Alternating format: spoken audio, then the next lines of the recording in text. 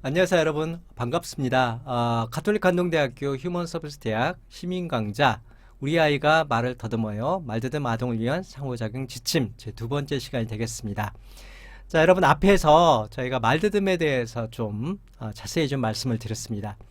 왜 여러분 아시겠지만 이번 주제 꼭지는 말더듬 아동 또는 내 아이가 비유창한 발화를 많이 보이는 경우에 자 부모로서 또는 자 1차 양육자로서 어떻게 상호작용을 해야 되는지 몇 가지 지침을 말씀드리는 거거든요.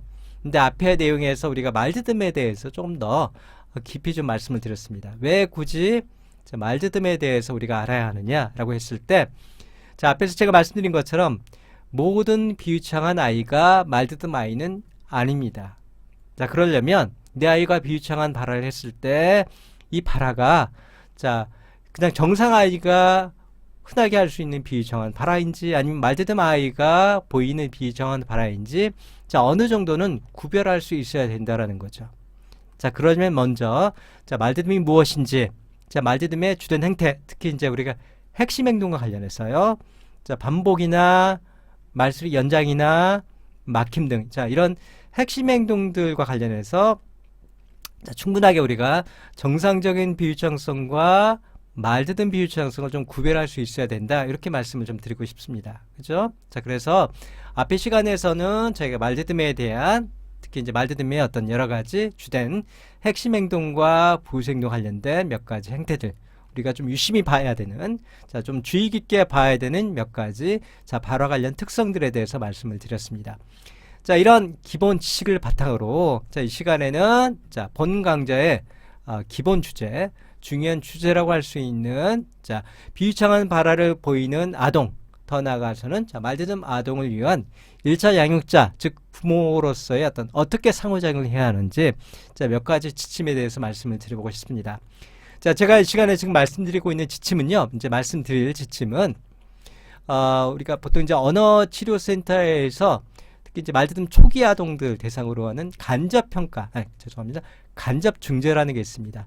이 간접중재의 주 항목으로 주 내용으로 자 진행되는 것들입니다. 그래서 제가 지금 말씀드린 지침들은 자 실제 언어치료 현장 더 나아가서 자 유창성자 즉 말더듬 아이의 중재에 있어서 중요하게 자 하나의 치료의 항목으로 사용되는 지침이다. 자 활용되는 지침이다. 이렇게 좀 이해를 하시면 좋겠습니다. 자 그러면 본격적으로 자, 몇 가지 상호작용 지침에 대해서 좀 말씀을 드려보도록 하겠습니다. 자, 총 5가지 지침이 됩니다. 여러분 보시면 알겠지만, 뭐 어려운 내용은 아닙니다. 뭐 용어적으로 어렵거나, 자, 의미가 정확하게 파악이 안 되거나, 좀 더 깊은 설명을 필요로 하거나, 또는 전문가의 어떤 도움이 필요하거나, 그런 내용은 아닙니다. 충분히 그렇죠, 여러분. 자, 하지만, 실천은 어려울 수 있습니다. 자, 의식적으로 우리가 이런 것들을 지키지 않고서는 실천이 오히려 어려울 수가 있습니다. 그렇죠? 그래서 제가 지금 이렇게 5가지 상호작용 지침을 말씀드릴 텐데요. 자, 이 지침을 여러분들 항상 머릿속에 두고 혹시 내 아이가 비유창적인 어떤 발화를 많이 보이는 경우에 자, 혹시나 말더듬 아동으로 좀 의심되는 경우에 자, 여러분 부모로서 또는 1차 양육자로서 이런 지침들을 잘 활용하게 된다면 여러분이 일종의 언어재활사, 언어치료사가 되는 겁니다.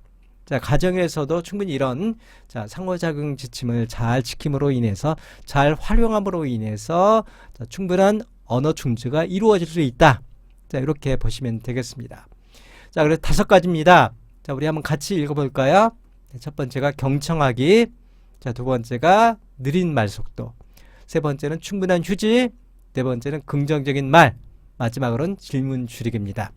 자, 여러분 여기 딱 보시면 알겠죠? 자, 여러분 어휘가 어렵습니까? 자, 혹시나 여러분 경청이라는 걸 나 정확히 모르겠다 이런 분들은 없을 겁니다.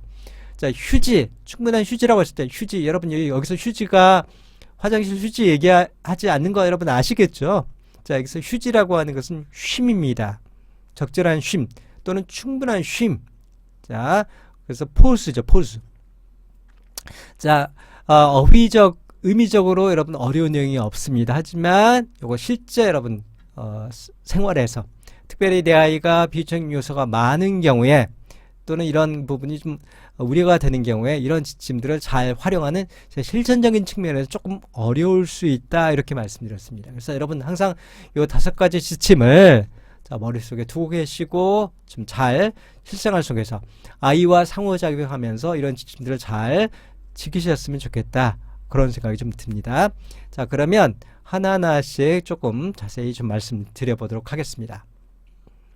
자, 첫 번째가 경청하기입니다. 자, 그냥 듣는 게 아니라 경청입니다. 그쵸? 자, 내가 TV 보면서 또는 설거지하면서 듣는 게 아니고요. 자, 아이와 눈맞춤을 해가면서 아이에게 집중하면서 듣는 겁니다. 이게 경청이죠. 자, 그러면 어떻습니까? 자, 부모가 여러분 자녀가 예를 들어 아이가 막 얘기할 때 아이와 눈 맞춰 주면서 다른 거 신경 쓰지 않고 집중해서 듣게 되면 아이가 어떤 느낌을 갖게 될까요? 아, 엄마가 또는 아빠가 나를 참 소중하게 보는구나. 또는 자, 내가 지금 말하는 것이 엄마 아빠에게는 참 중요하구나. 이런 느낌을 가질 수밖에 없습니다. 그렇죠? 그래서 일단 경청하기입니다. 잘 들어주셔야 돼요. 여러분이 중간에 말씀하고 싶을 때가 있을 겁니다. 하지만 잘 참으시고 끝까지 경청하셔야 됩니다. 자, 요거 관련해서 한 가지 제가 여러분에게 좀 권하고 싶은 내용이 있습니다. 자, 이거는 우리가 이제 아까 말씀드렸던 간접 치료 가운데 하나의 항목에 해당됩니다. 자, 이게 뭐냐면 매일 일정 시간 동안 자, 아동의 말을 경청해 듣는 시간을 갖는 겁니다. 자, 한 15분에서 20분 정도. 물론 15분에서 20분이라고 하는 것은 굉장히 짧은 시간이죠. 하지만 여러분 어떤 경우에는 굉장히 좀 긴 시간이 될 수도 있겠습니다. 그렇죠? 그래서 시간을 정해 놓고 제가 이제 권하기는 한 15분에서 20분 정도 자, 이 시간을 정해 놓고 매일매일 자, 아이의 말을 경청해 듣는 시간을 갖는 겁니다. 그렇죠?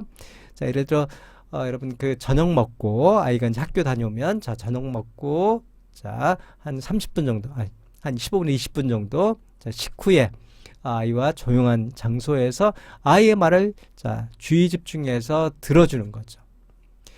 특별히 이 이제 아이의 말을 경청해 듣는 시간에서 여러분 특별히 주의할 게 아이가 하고 싶은 말이 많을 겁니다. 그러면 요거에 대해서 뭐 그렇게 얘기하면 안 되지 이렇게 얘기하지 마시고요.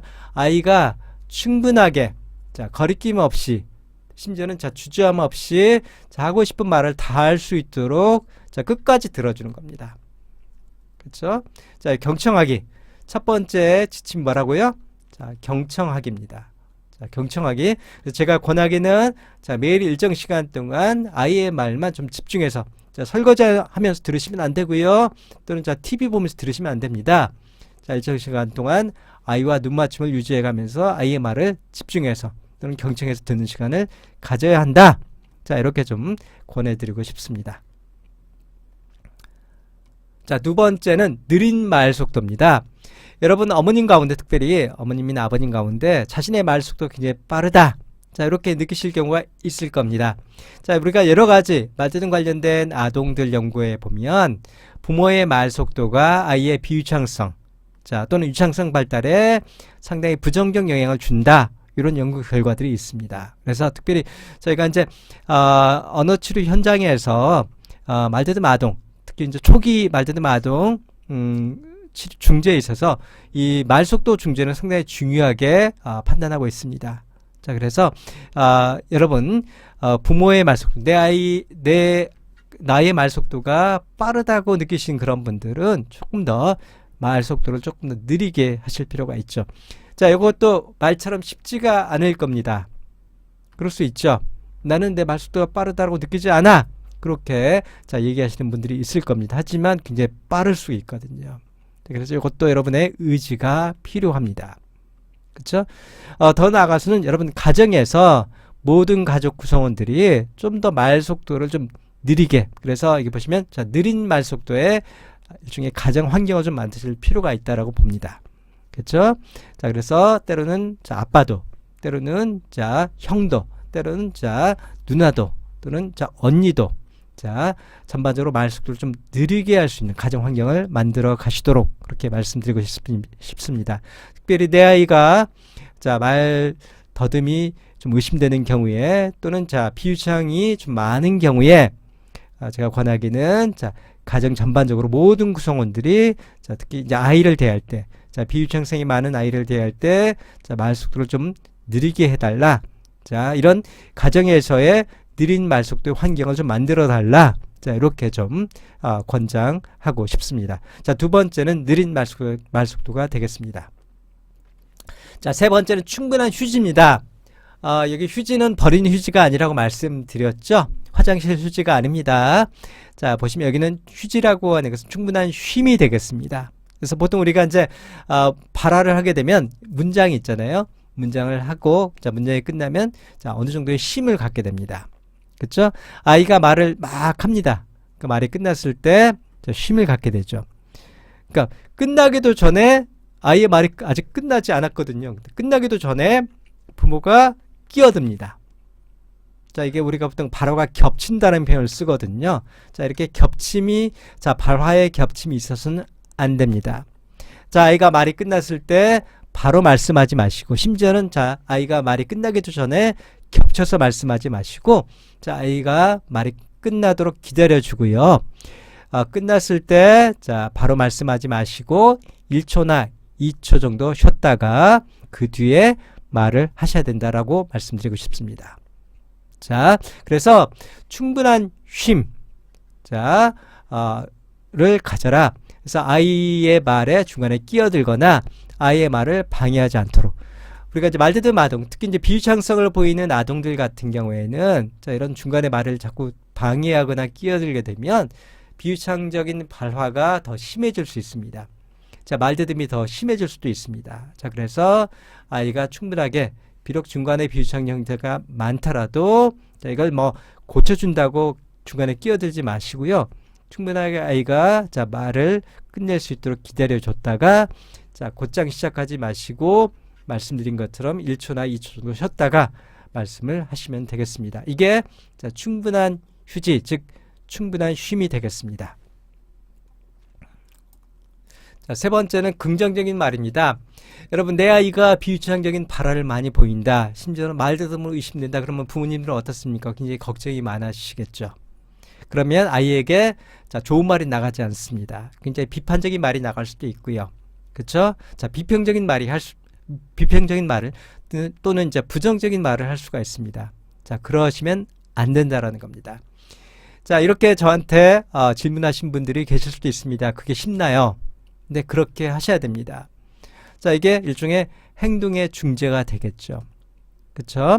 여러분이 기존에 갖고 있었던 자, 그런 행동의 틀을 벗어나야 된다, 이렇게 말씀드리고 싶습니다. 그래서 가능하면 자, 아이의 말과 자, 관련 행동에 대해서 긍정적인 말, 자, 긍정적인 반응, 자, 긍정적인 피드백 또는 수용적인 말을 하셔야 된다는 겁니다. 자, 우리가 말대듬의 발생 요인과 관련한 아주 중요한 하나의 이론이 있는데요. 이론 중에 하나가 자, 부모의 부정적인 말, 부정적인 피드백으로 말대듬이 시작된다. 그런 이론이 있습니다. 이걸 우리가 이제 진단 착오 이론 또는 진단 기인론이라고 하는데요. 자, 부모의 부정적인 피드백, 특히 이제 비유창성을 보이는 아동 부모가 비유창성을 보고 자, 이게 말대듬 같아, 이상해, 자, 그렇게 말하면 안 되지, 이렇게 부정적인 자, 반응을 보이는 경우에는 자, 이 부모의 부정적 반응에 대해서 아이가 또 반응을 하게 된다는 거죠.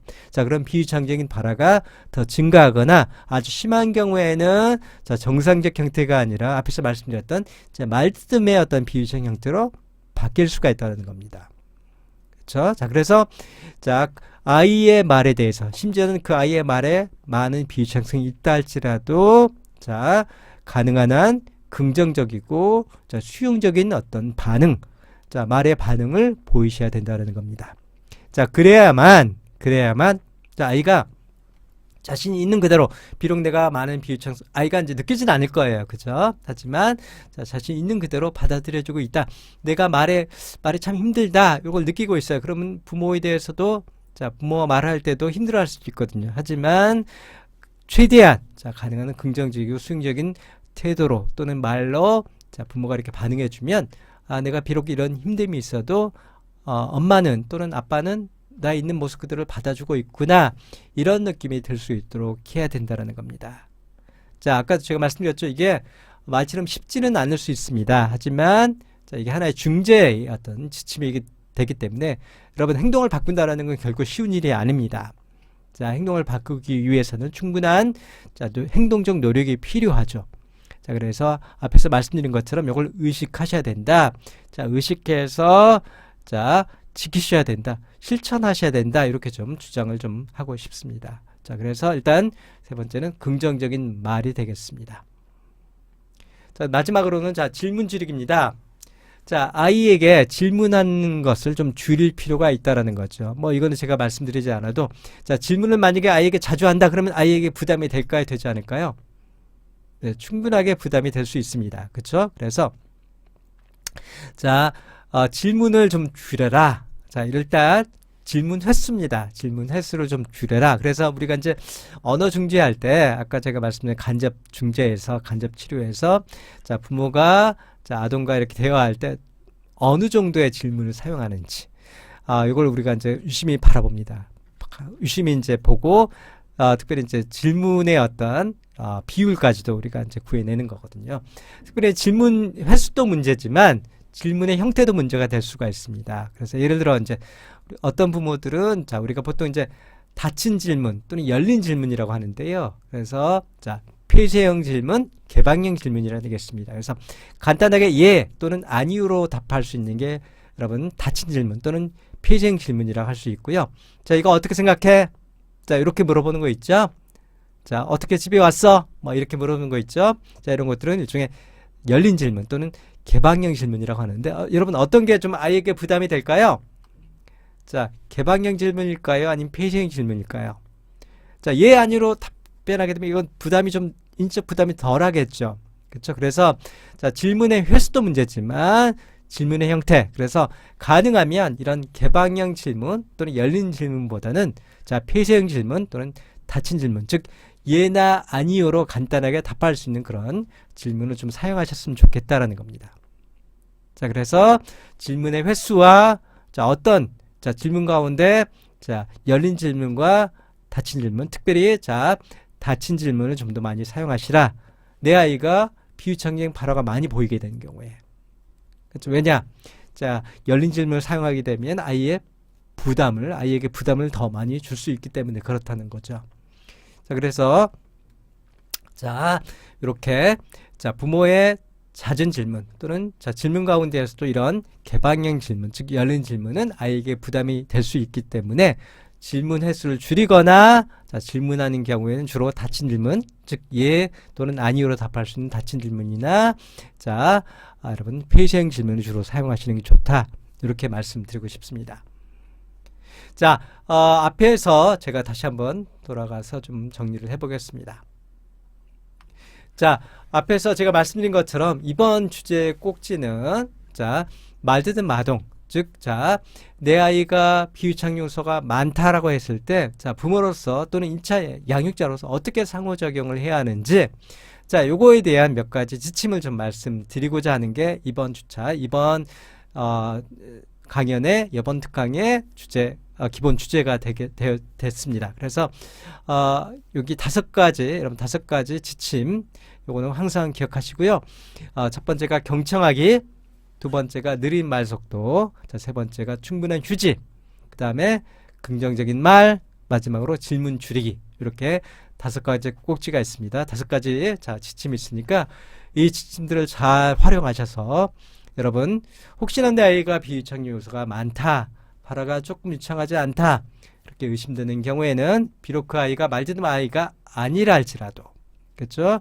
말드듬 아이가 아니라 할지라도 충분히 사용할 수 있는 부모로 사용할 수 있는 기본 지침이 되겠습니다.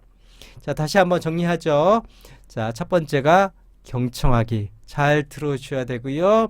자, 두 번째는 자, 말 속도를 최대한 느리게 자, 느린 말 속도 더 나아가서 가정의 모든 구성원들이 자, 전반적으로 느린 말 속도 특별히 이제 가정 안에서 자, 말 속도를 좀 더 느리게 말할 수 있도록 그렇게 좀 이런 환경을 좀 조성하시는 게 중요할 거고요. 자, 세 번째는 충분한 쉼. 자, 아이가 말을 했을 때 중간에 방해하지 마시고 중간에 끼어들지 마시고 아이가 문장을 끝날 때까지 충분하게 기다려 주신 다음에 자, 바로 시작하시는 게 아니라 1초나 2초 정도 쉬었다가 본인의 말씀을 하시면 된다는 거고요. 자, 긍정적인 말. 자, 어떻습니까? 비이상한 요소가 많이 보이는 경우에는 부모로 충분히 불안해할 수 있겠죠. 혹시 내 아이가 말되던 아이가 아닌지 불안해할 수 있습니다. 자, 그럼에도 불구하고 아이에게 최대한 긍정적인 말, 긍정적인 반응 또는 수용적인 말, 반응을 보이셔야 된다는 겁니다. 그리고 마지막으로는 자, 질문을 줄이시라. 자, 질문을 하고 싶어도 자, 아이에게 부담이 될 수 있다면 질문을 하지 마시라. 더 나아가서 자, 질문을 하고 싶다고 하시면 자, 이런 개방형 질문, 자, 아이에게 좀 더 부담이 될 수 있는 개방형 질문, 즉 열린 질문이 아닌 자, 닫힌 질문, 예, 아니오로 간단하게 답할 수 있는 이런 닫힌 질문, 즉 폐쇄형 질문을 주로 사용하시라. 이렇게 말씀을 드리고 싶습니다. 자, 여러분 다 기억하실 수 있겠죠? 자, 요 5가지 지침 여러분 실생활에서 잘 활용하시고 여러분 이걸 꼭 실천하시길 바랍니다.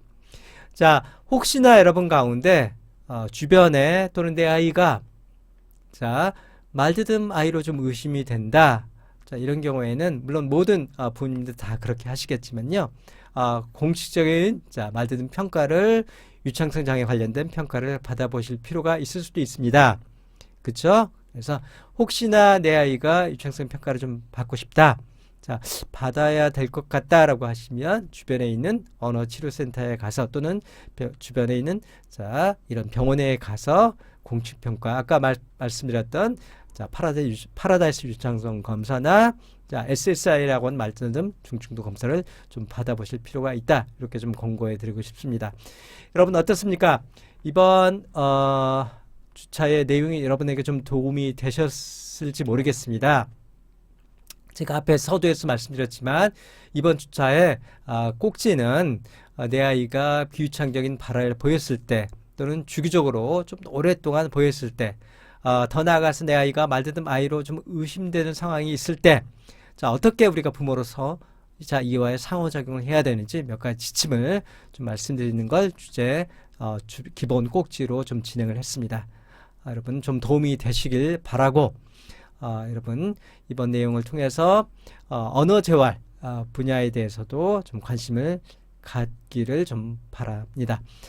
특별히 여러분 가운데 내 아이의 이런 문제로 인해서 언어재활 공부를 좀 더 본격적으로 해야 되겠다. 내가 언어재활사라고 하는 국가자격증을 좀 취득하고 싶다. 혹시 그런 분들이 있다면 가톨릭 관동대학교 언어재활학과는 여러분 아시는 것처럼 성인학습자 단과대학입니다. 그래서 여러분 가운데 본격적으로 내가 언어재활 공부를 하고 싶다 하시는 분들은 원서를 좀 내셔서 공부를 하시는 것도 제가 좀 권고해 드립니다.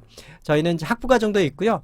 대학원 과정도 있습니다. 그래서 학부를 마친 분들은 4년제나 또는 전문대학을 마친 분들은 대학원에 오셔서 여러분 공부를 또 하실 수 있기 때문에 기회는 많습니다. 그래서 여러분 혹시나 이제 그런 분들이 있다면 저희 언어재활학과 가톨릭 관동대학교 휴먼서비스 대학 안에 있는 언어재활학과에 여러분 학교 링크 웹사이트 들어와 보셔서 교과과정도 한번 보시고요. 우리 교수진 구성도 한번 보시면 좀 더 여러분들이 판단하기에 좋은 상황이 될 거라고 생각합니다.